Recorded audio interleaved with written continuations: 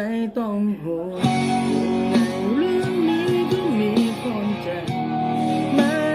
ฉันก็เป็นฉันแต่จากเหตุการณ์ที่เจอมันคงเหมือนว่าคงเป็นฉันไม่ต้องห่วงว่าเธอจะทำร้ายกันพูดเลยว่าฉันมันก็คนที่มันไม่ใช่จะยื้อไว้ก็เท่านั้นมันไม่คุ้มจะเสีย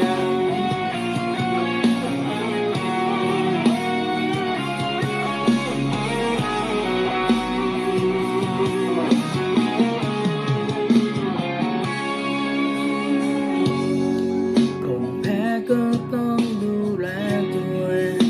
ทำได้เพียงเท่านั้นจริงๆสิ่งเดียวที่ยังคงเหลือไม่คิดไป